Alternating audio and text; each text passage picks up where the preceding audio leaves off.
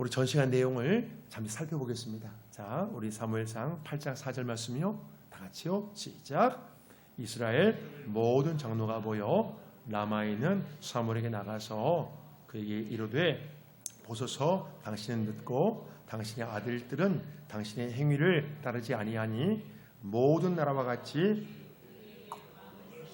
우리를 다스리게 하소서 한지라. 사무엘 아들을 핑계 삼아 사람들이 왕을 세워달라고 요구합니다. 왕을 원하는 표면적 이유는요, 사무엘의 아들 때문이지만 진짜 속내는요, 내 눈에 보이지 않는 하나님만으로 마음이 불안하다는 것입니다. 오직 하나님만 의지하여 마음 불안하게 사느니 내 눈에 보이는 강력한 인간왕을 세워 마음 든든하게 살고 싶다는 것입니다. 이 백성들이 인간 왕을 원하는 이 문제에 대해 사무엘은 무엇보다 먼저 기도했습니다. 사무엘이 여호와께 기도하며, 자 6절 말씀 다 같이요. 시작. 우리에게 왕을 주어 우리를 다스리게 하라 했을 때에 사무엘이 그것을 기뻐하지 아니하여 여호와께 기도하며, 사무엘이 기도하자 이 문제에 대해서 하나님은요, 왕의 제도에 대해 설명해 주라고 말씀하셨습니다. 사무엘이 이제 왕의 제도의 문제점에 대해서 설명합니다. 너희들이 그토록 원했던 그 왕이 너희들의 아들과 딸을 데려갈 것이며 너희들의 소중한 것들을 착취할 것이다. 너희들의 땀과 수고로 왕이라는 제도가 유지될 거라는 말씀입니다. 자, 문제는요, 이 설명을 듣고도 사람들이 인간 왕을 계속 요구한다는 것입니다. 자기 욕심과 고집에 사로잡혀 말씀 듣기를 거부합니다. 결국 하나님은 사람들이 원하는 왕을 세우라고 사무엘에게 명령하십니다. 왕을 세우라. 성경을 보면요, 사울이 왕으로 세워지는 과정을 자세히 알려주고 있습니다. 이제 사무엘상 9장 10장에 그 내용이 전부 나오거든요. 사랑하는 여러분, 사울이 왕이 되려면 한 가지 중요한 절차가 있습니다. 사사했던 사무엘이 기름을 부어줘야 돼요. 그래야 왕이 될 수 있거든요. 사무엘이 인정해줘야 왕으로 세워질 수 있습니다. 자, 그렇다면요, 사울과 사무엘이 과연 어떻게 만나는가, 여러분 이 문제가 중요해요. 우리가 주목해야 될 것은요, 이 모든 상황을 하나님이 주도해 나가신다는 것입니다. 서로 모르잖아요. 그런데 이 상황을 하나님께서 주도해 가신다는 거예요. 모든 사람들이 좋아할 만한 그런 사람을 하나님 뽑으시고 그 사람과 사무엘이 만날 수 있도록 여러분 상황을 만들어 가십니다. 사람의 생각에는 모든 것이 우연처럼 보여요. 그냥 우연히 만나지. 그렇지만 그렇지 않아요.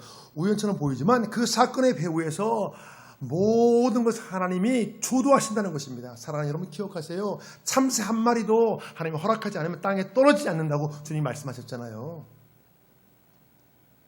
우리는 하나님의 의도를 모르기 때문에 우리 눈에 보기에는 그냥 우연처럼 보여요. 그 사건들이, 그 일들이. 그렇지만 여러분 결코 우연이 아니라는 거예요. 하나님께서 모든 것을 주도하신다는 거예요.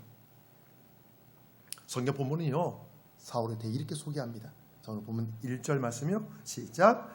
베냐민 지파에 기스라는 이름하는 유력한 사람이 있으니 그는 아비엘의 아들이요 소르의 손자요 베고랏의 정순이요 아비야의 현손이며 베냐민 사람이로다. 기스에게 아들이 있으니 그의 이름은 사울이요 준수한 소년이라. 이스라엘 자손 중에 그보다 더 준수한 자가 없고 키는 모든 백성보다 어깨 위만큼 더 컸더라. 사울에 대해서 소개할 때 성경 본문을 먼저 그가 누구라고 소개하죠? 베냐민 지파라고 소개합니다. 베냐민 지파, 기스의 아들. 사울이 베냐민 지파라는 것은요, 그냥 우연이 아니라 이 백성들이 원하는 기준을 하나님이 세밀히 살피시고 결정하신 거예요. 이스라엘 사람들이 원하는 왕의 조건이 뭐죠? 싸움을 잘하는 용맹스러운 왕이었습니다. 우리의 왕이 우리 옆에 나가서 우리의 싸움을 해야 한다고, 자기들을 보호해 줄 만한 강력한 인간왕, 그걸 원하는 거예요. 전쟁 상황에서 가장 앞장서서 가장 앞장서 싸울 수 있는 용맹스러운 사람을 원했습니다. 베냐민 지파는요, 그 수가 작은 지파지만 다른 10지파와 싸움을 할 정도로 사사기에서 여러분 그 레인 첩사건 사건으로 베냐민 지파와 다른 11지파가 전쟁을 했잖아요. 그 정도로 아주 용맹스러운 지파입니다. 그리고 굉장히 싸움을 잘해요. 아주 그렇습니다. 자, 오늘 성경 본문은요, 또 사울의 아버지 기스가 유력한 자라고 말합니다. 유력한 자. 여러분, 이것은 보아스가, 우리가 룻기에서 보아스가 유력한 자라고 했을 때 그때 그럼 같은 단어예요. 그러니까 부유하고 권세가 있다는 것입니다. 부유하고 권세가 있다. 그래서 부와 권력을 다 가졌다는 거예요. 그 마을에서 이제 알만한 사람인 거죠. 기스하면 그 사람 부자고 권력도 있고. 또 사울에 대해서는 준수하다고 말하며 이스라엘 자손 중에 그보다 더 준수한 자가 없다고 말합니다. 우리가 어떤 때 여러분 저 사람 참 준수해 말하죠? 정말 괜찮은 거죠. 아주 얼굴도 잘생기고 사람이 정말 아주 괜찮다는 거예요. 사울이 이스라엘 중에 그보다 준수한 자 없다고 말하잖아요. 정말 이스라엘 사람 중에 사울처럼 괜찮은 사람이 없었다는 거예요. 가장 괜찮았다는 거예요. 또 심지어 이제 그 키가 모든 백성보다 어깨 위만큼 컸다고 말씀합니다. 사울의 큰 키는요, 용맹스러운 왕을 원하는 이스라엘 백성들에게 여러분 매력적인 요소가 될 겁니다. 자, 이 정도만 봐도 사울이 훌륭한 왕이 될 수 있는 외형적인 모습을 상당히 갖췄다고 말할 수 있습니다. 사울은 누가 봐도 여러분 저 사람 정말 우리 왕으로 세워주면 좋겠다. 그럴 만한 외형적인 조건을 여러분 모두 갖춘 사람이에요. 이제 사울이 사무엘과 만나게 되는 구체적인 사건이 벌어집니다. 사울의 아버지 기스가 암나귀를 잃어버린 사건으로 사울이 나귀를 찾기 위해 많은 지역을 두루 다니게 됩니다. 자, 3절 말씀이요. 시작. 사울의 아버지 기스가 암나귀들을 잃고 그의 아들 사울에게 이르되 너는 일어나 한 사환을 데리고 가서 암나귀들을 찾으라 하매 그가 에브라임 산지와 살리사 땅으로 두루 다녀 보았으나 찾지 못하고 사알림 땅으로 두루 다녀 보았으나 그곳에는 없었고 베냐민 사람의 땅으로 두루 다녀 보았으나 찾지 못하니라. 이 당시 나귀는요 귀족들만 탈 수 있는 아주 값비싼 짐승이었어요. 귀한 짐승이었습니다. 이 나귀들을 어떻게 잃어버렸는지 알 수 없지만요, 이 사건 때문에 사울이 사무엘을 만나게 됩니다. 사랑하는 여러분, 우리가 생각할 때는요 뭔가 특별한 사건은 뭔가 특별하게 진행될 것 같지만 지극히 평범한 일상 가운데서도 이루어진다는 것입니다. 사울과 사무엘의 만남이 매우 드라마틱하게 마치 영화처럼 드라마틱하게 진행될 것 같지만 그 중요한 만남이 여러분 너무 평범합니다. 아니 나귀 잃어버리가 나귀 찾다가 만나게 돼요. 여러분, 사울이 나귀를 찾기 위해 여러 지역을 찾아다녔습니다. 그때 이 사울의 마음이 여러분 얼마나 힘들고 염려가 되었겠어요. 한번 여러분 내가 사울에 생각해 보세요. 값비싼 소중한 것들을 잃어버리는데 몇 날 며칠을 찾아다녀도 이제 뒷부분에 나오거든요. 사흘 동안 찾아다녔다고? 사흘 동안 수십 킬로 찾아다녀도 찾지를 못하는 거예요. 얼마나 마음이 힘들겠어요. 염려가 되고. 아버지가 아끼는 귀한 물건들인데 값비싼 건데 사울 입장에서 보면 여러분 정말 많이 고민되었을 거예요. 비싼 나귀들이 없어졌는데 그 다음 상황이 어떻게 전개가 될지 여러분 전혀 알 수가 없습니다. 여러분 내가 그 입장 생각해 보세요. 귀중한 물건을 잃어버렸는데 찾지를 못하겠는 거예요. 여러분 그럼 얼마나 염려가 돼요. 우리가 내 인생의 전체 그림을 볼 수 없기 때문에 여러분 때로 우리가 힘든 거예요. 그 다음 상황을 알 수 없으니까 이 상황이 도대체 어떻게 될 것인지 알 수가 없으니까 여러분 마음이 불안하고 우리가 여러분 힘든 것입니다. 여러분 그렇지 않습니까? 바로 그때 우리가 하나님을 바라봐야 돼요. 여러분 하나님을 바라보셔야 돼요. 그 이유는 지극히 평범한 일상 속에 정말 중요한 그 뭔가를 하나님께서 감춰 놓으실 때가 여러분 많기 때문에 그래요. 우리는 그게 보이지 않거든요. 그냥 봐서 여러분 안 보여요. 그래서 하나님을 바라봐야 되는 거예요. 하나님 이 사건 속에 이 상황 속에 하나님 무슨 하나님의 뜻이 있습니까? 이걸 제가 하나님 어떻게 해석해야 됩니까? 여러분 그렇게 기도하시고 여러분 그렇게 하나님을 바라보고 하나님의 뜻을 구하셔야 되는 거예요. 그렇지 않으면 우리가 여러분 감당할 수 없거든요. 어려운 일 오면 우리가 감당 못합니다. 왜? 우리는 지금 이 상황 보이기 때문에. 사랑하는 여러분, 제가 20살 초반에 버스 바뀌기 전에 다리가 깔렸잖아요, 여러분. 상당히 큰 사고였습니다. 네. 석 달을 병원에 있고 1년을 목발 짚고 다니고 또 그 뒤에 몇 년을 계속 쩔뚝고 다녔습니다. 제가 몇 년을 계속 쩔뚝고 다니니까 몸 중심이 틀어졌어요. 제가 여러분 척추가 비틀어져가지고 저는 옷을 입으면 삐뚤어져요. 이렇게 옷이 이렇게 몸이 이렇게 균형이 안 맞아가지고. 그런데 여러분 지금 뒤돌아보니까 그렇게 그때는 너무 힘들었거든요. 근데 그 사건이 제가 하나님께 코가 끼는 여러분 단초가 되는 거예요. 그 사건이 있었기 때문에 쭉 보니까 제가 구원받게 되고 하나님께 붙들게 되는 거예요. 그 사고 때문에 제가 보니까 그때부터 하나님 코가 끼었더라고요. 제가. 근데 그때는 그걸 모르니까 힘들게만 하죠. 그냥 몸은 아파 죽겠고 이게 어떻게 될지 모르니까 불안하기도 하고 내 다리가 어떻게 될지 염려되기도 하고. 그래서 우리가 여러분 어려운 시기에 하나님을 바라보셔야 되는 거예요. 나귀를 잃어버린 상황은 염려가 되고 낙심이 되는 상황이지만 그 사건 때문에 결국 여러분 사무엘을 만나게 돼요. 그 사건 때문에.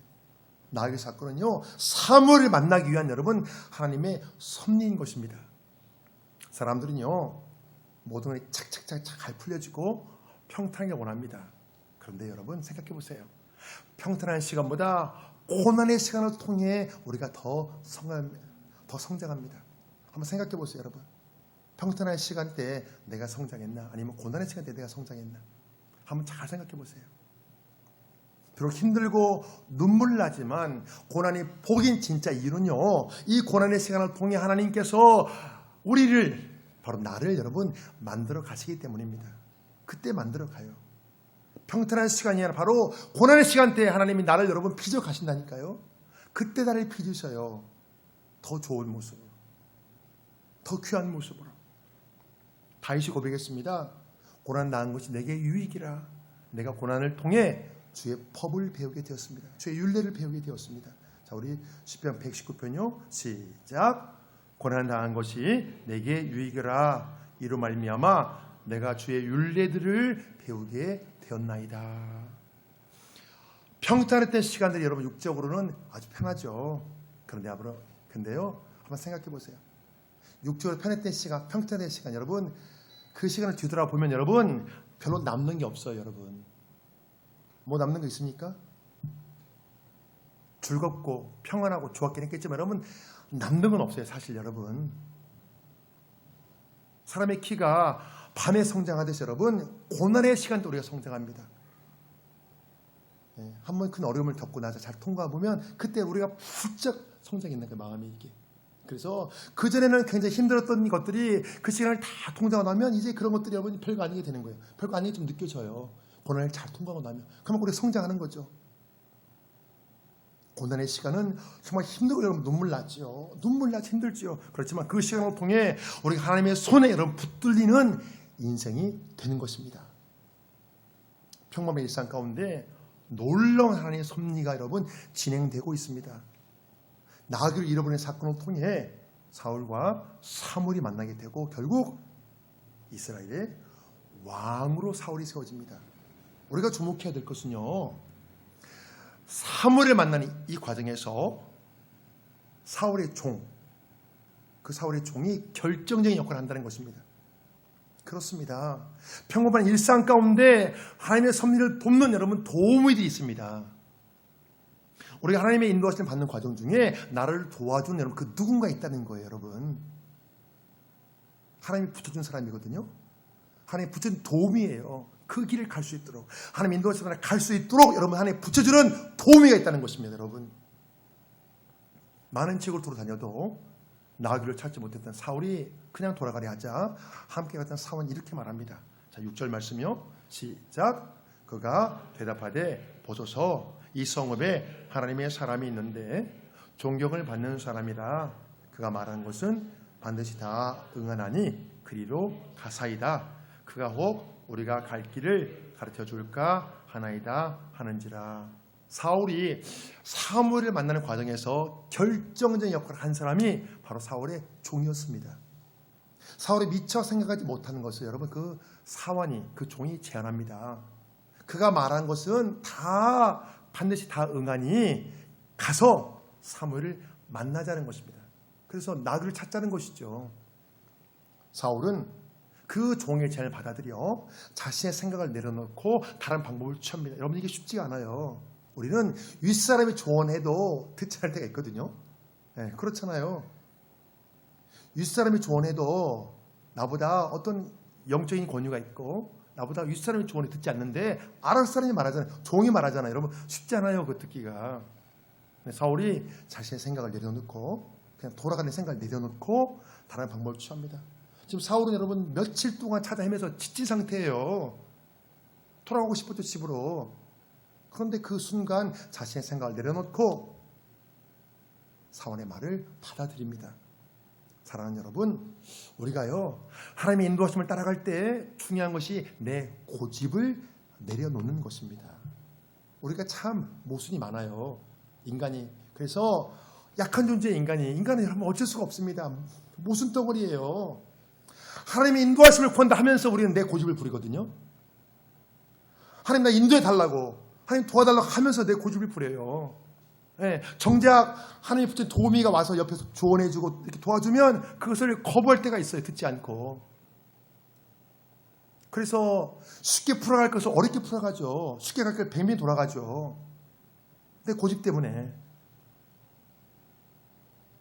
우리가 무슨 상황에 처하든지요, 내 고집에 묶이지 말고 여러분 다른 방향도 생각해 봐야 됩니다. 그럼 훨씬 쉽게 풀어갈 수 있거든요. 자, 그래서 이제 사울이 이렇게 대처합니다. 10절 말씀이요. 시작. 사울이 그의 사원에게 이르되 내 말이 옳다, 가자 하고 그들이 하나님의 사람이 있는 성읍으로 가니라. 사울이 왕이 된 그 뒤에는요 교만한 사람이 되었지만 교만하게 변했어요. 그렇지만 왕이 되기 전에 사울은요 정말 겸손한 사람이었습니다. 이 당시 사울은 내 생각과 내 주장을 내려놓고 사원의 조언까지 받아들일 정도로 마음이 겸손했습니다. 사원의 말을 수용했기에, 아랫사람의 말을 수용했기에 결국 사무엘을 만나게 되었고 그의 인생을 전환시키는 여러분 기회가 주어진 것입니다.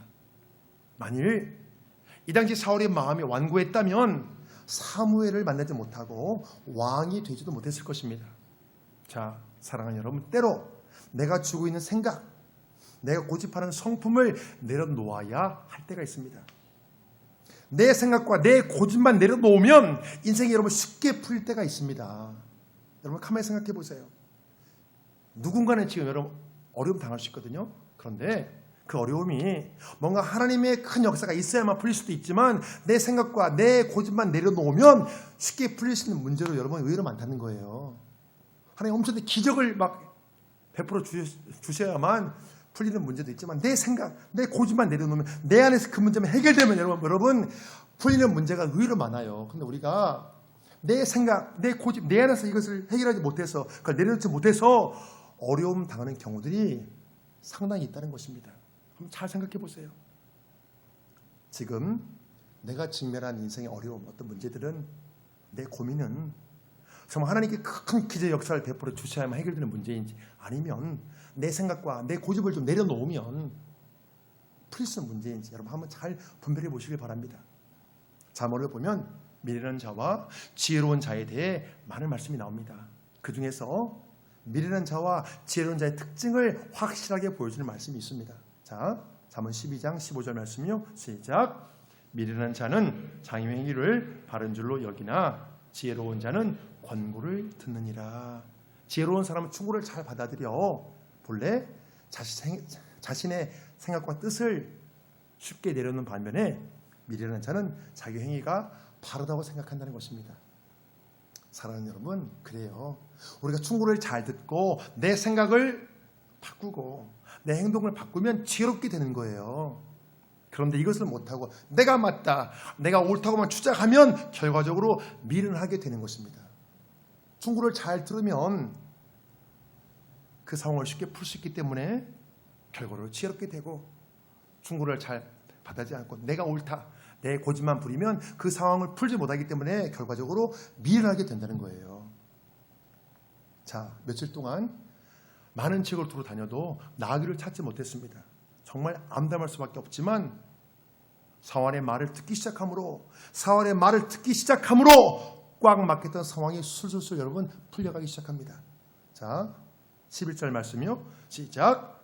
그들이 성읍을 향한 빗달길로 올라가다가 물길으로 나오는 소녀들을 만나 그들에게 묻되 선견자가 여기 있느냐 하니 그들이 대답하여 이르되 있나이다. 보소서 그가 당신보다 앞서갔으니 빨리 가소서. 백성이 오늘 산당에서 제사를 드림으로 그가 오늘 성읍에 들어오셨나이다. 지금 올라가소서 곧 그를 만나리이다 하는지라.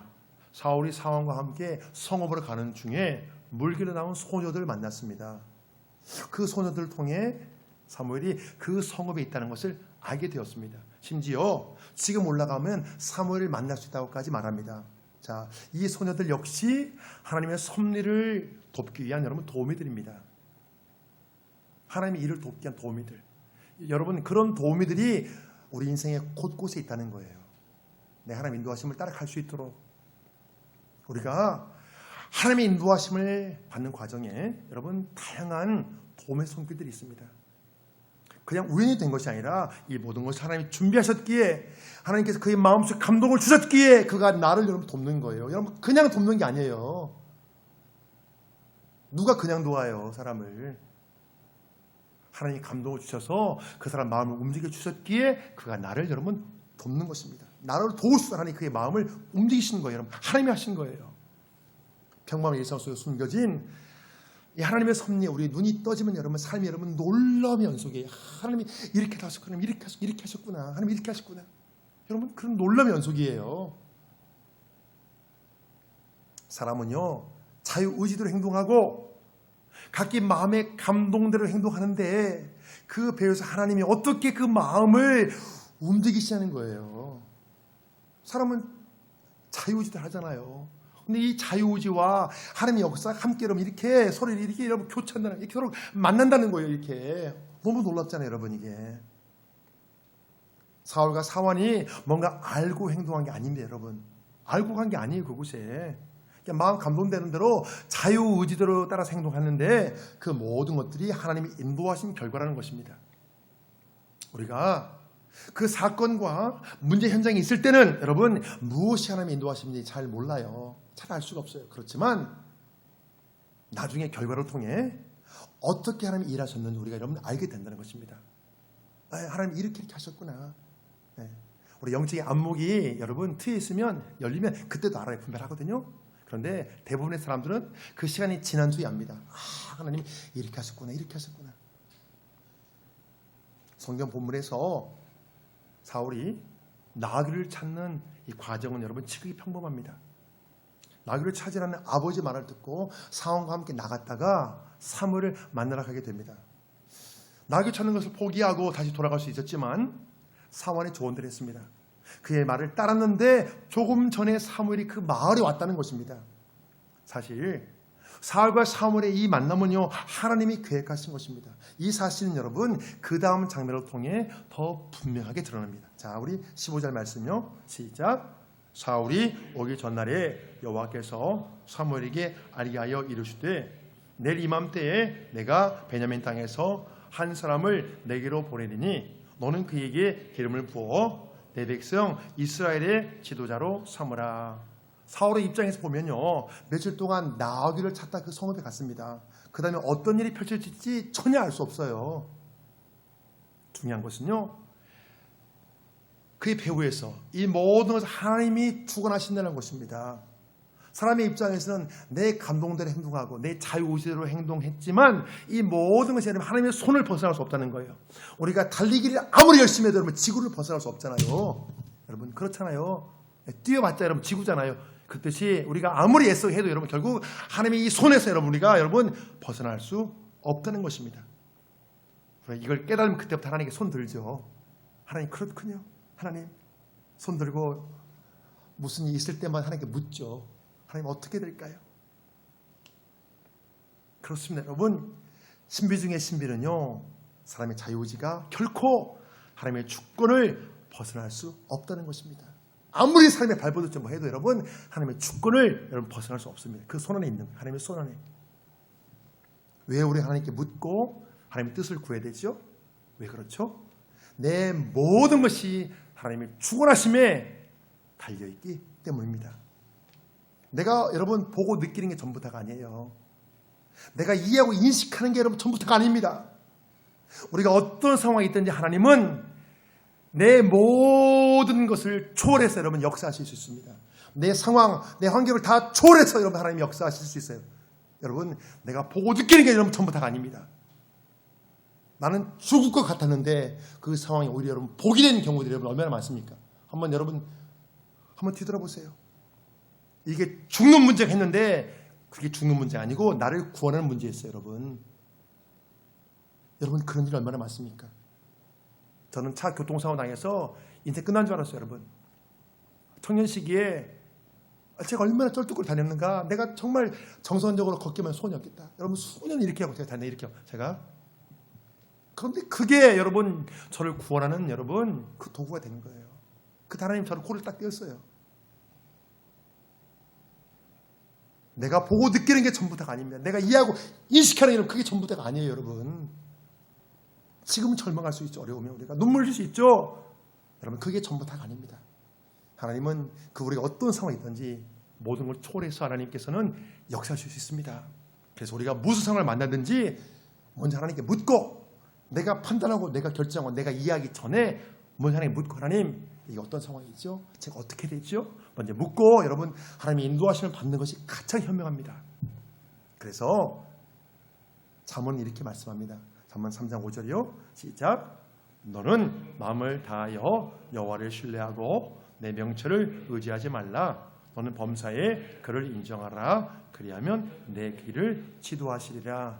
미련한 자는 자기 생각과 자기 뜻을 앞세우지만 지혜로운 자는 먼저 하나님께 묻고 하나님의 뜻을 구합니다. 사람이 한 치 앞도 모르잖아요. 내가 옳다고 생각했는데 여러분 그게 아닌 경우도 얼마나 많습니까? 그래서 우리가 하나님께 지도를 받을 때 여러분 가장 복된 길로 우리가 나갈 수 있습니다. 하나님의 지도를 받으셔야 돼요. 하나님 말씀해 주세요. 제가 어떻게 될까요? 지도 받아요. 여러분 우리가 정말 후회하지 않는 실수를 덜하는 복된 길로 좋은 길로 나갈 수 있다는 것입니다. 자, 말씀의 결론을 맺겠습니다. 속담에 구슬이 서말이라도 꿰야 뭐죠? 그 다음에 보배라는 말이 있습니다. 구슬이 서말이라도 꿰야 보배다. 사울의 외형적 조건이 아무리 훌륭하고 좋아도 사울이 사무엘을 만나야 왕으로 세워질 수 있습니다. 사무엘을 만나지 못하면 의미 없어요. 훌륭한 조건들이. 그냥 평범하게 사는 거예요. 그래서 이 만나의 복이 여러분 참 귀합니다. 만나의 복. 하나님은 이 만남을 통해 역사하시거든요. 참 중요한 사실은요. 사울과 사무엘의 만남을 하나님이 주관하신다는 거예요. 이것을 사람끼리 너희들 한번 잘 만나봐. 맡기는 것이 아니라 하나님께서 역사를 여러분 주관해서 만나게 하신다는 것입니다. 사울을 이스라엘의 왕으로 세우시려고 하나님께서 작정하셨기 때문입니다. 나귀를 잃어버린 상황은 불행이죠. 힘든 일이지만 그 사건 때문에 그 불행해 보이는 일 때문에 여러분 사울이 사무엘을 만나게 되고 여러분 이스라엘의 왕으로 되잖아요. 맨 처음에 사울이 나귀를 찾지 못하니까 그냥 돌아가려 했지만 사울의 조언을 듣고 그대로 따랐습니다. 내 생각과 내 고집을 내려놓고 사울의 조언을 따랐기에 여러분 나귀를 잃어버린 사건이 합력하여 손이 된 겁니다. 결과적으로 보면 사울의 조언 속에 하나님의 인도하심이 있었습니다. 도움 역할을 잘 감당할 수 있도록 그의 마음의 배후에서 여러분 하나님께서 역사하신 거예요. 지금도요 내 주변은 하나님께서 누군가를 여러분 도우미로 붙여줄 수 있습니다. 하나님 인도하시면 잘 갈 수 있도록 여러분 그걸 잘 분별하시기 바랍니다. 우리가 그 말을 잘 듣고 그 말이 맞다고 생각하면 잘 듣고 따라가면 우리가 여러 가지 일들을 여러분 쉽게 풀어갈 수 있거든요. 하나님 인생 곳곳에 여러분 우리의 하나님께서 여러분 도우미를 붙입니다. 그래서 하나님 인도하시면 잘 갈 수 있도록. 왜? 나는 미처 알지 못하니까 나를 돕는 여러분 도우미들을 붙여주신다는 거예요. 우리가 분명히 기억해야 될 것은요 뭐냐면 내 고집을 내려놓아야 하나님의 인도하심 받을 수 있습니다. 우리가 참 모순이 많죠. 하나님 인도해달라 하면서 우리는 여러분 내 고집을 주장합니다. 그러면 인도받지 못해요. 내 고집을 내려놓아야 돼요. 사람이 한 치 앞도 모르기 때문에 하나님의 인도하심을 여러분 받아야 되지만요, 내 고집의 발목이 묶이면 여러분 인도받지 못합니다. 나를 묶고 있는 모든 것들이 여러분 다 끊어져야 돼요. 내 편견, 내 고집, 내 아집, 뭐 등등등 이런 게 끊어져야 돼요. 네. 그래서 하나님께서 나를 인도하시 여러분 편해야 돼요. 너 왜 이렇게 고집 부리냐? 우리가 여러분 그러면 안 되잖아요. 그래 하나님께서 편하게 인도하시거든요. 어떤 길로? 복된 길로, 좋은 길로. 사랑하는 여러분, 내 상황과 형편이 지금 어떻게 되었든지 전능하신 하나님은 모든 것이 합력하여 선이 되게 하실 수 있습니다. 우리가 평범한 일상 가운데 매사에 하나님 인도하심을 사모하심으로 모든 것이 합력하여 선이 되는 귀한 은혜가 있기를 주의 이름으로 축복합니다. 아멘.